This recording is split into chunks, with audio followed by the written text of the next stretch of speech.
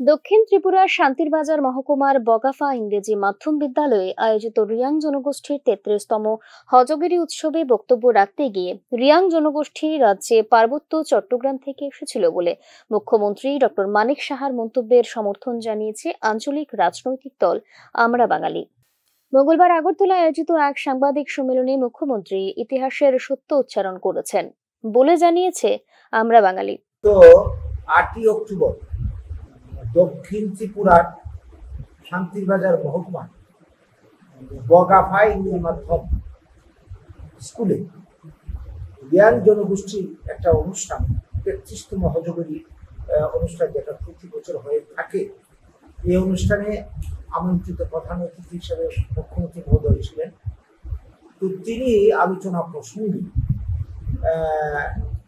যে বিষয়টা তুলে ধরেন সেটা হচ্ছে যে রিয়াং যে জনজাতি গোষ্ঠী ত্রিপুরাতে রয়েছে, তারা ত্রিপুরার যে উপজাতি জনগোষ্ঠী অন্য যারা রয়েছে ত্রিপুরী জনগোষ্ঠীকে যদি প্রথম ধরা হয় বৃহত্তম হিসাবে, দ্বিতীয় জনগোষ্ঠী হিসাবে রয়েছে রিয়াংরা।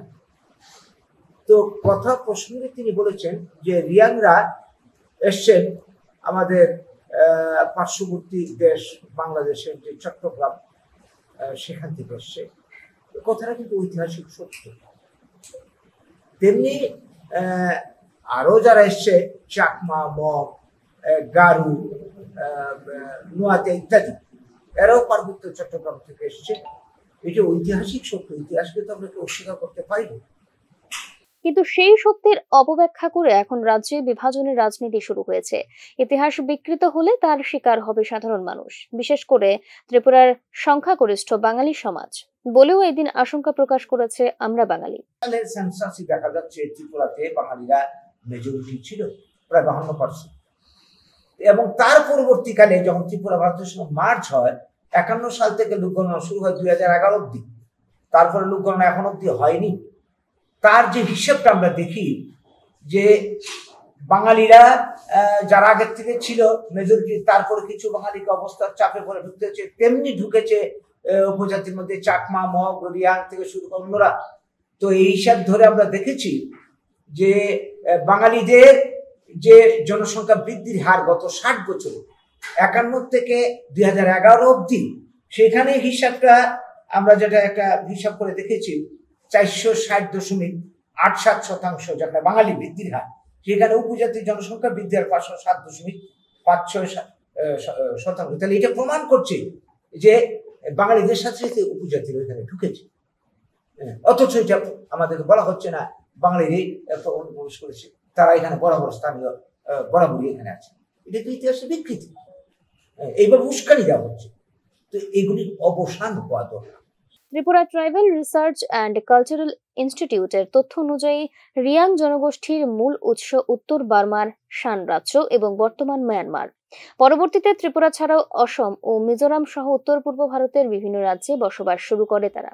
অন্য এক মতে মঙ্গোলীয় গোষ্ঠীর অন্তর্গত এবং দীর্ঘ সময়ের অভিযাত্রায় ভারতবর্ষে আসেন তারা। ইতিহাসবিদদের মতে রিয়াং সহ ত্রিপুরার অন্যান্য জনজাতি যেমন চাকমা, মগ, গারো, নোয়াতিয়া প্রমুখের শিকড়ও বাংলাদেশের পার্বত্য চট্টগ্রাম ও গারো পাহাড় এলাকায়। অন্যদিকে বাঙালি জনগোষ্ঠীর বসবাস ছিল মূলত পার্বত্য ত্রিপুরার সমতল এলাকা তথা চাকলা, রোশনাবাদে। দেশভাগ ও ভারত ভুক্তির পর ধর্মীয় ও জীবন নিরাপত্তার কারণে বহু মানুষ আশ্রয় নেয় ত্রিপুরায়। ঐতিহাসিক দলিল অনুযায়ী 1931 সালের সেন্সাসে পার্বত্য ত্রিপুরার জনসংখ্যা ছিল প্রায় 3.58 লক্ষ। এর মধ্যে উপজাতি জনসংখ্যা ছিল 1,84,117 এবং বাঙালি জনসংখ্যা ছিল 1,74,333। অর্থাৎ তখনও সংখ্যাগরিষ্ঠ ছিল বাঙালিরা। 1951 সাল থেকে 2011 সালের মধ্যে ত্রিপুরার বাঙালি জনসংখ্যা বৃদ্ধির হার দাঁড়ায় প্রায় 460%।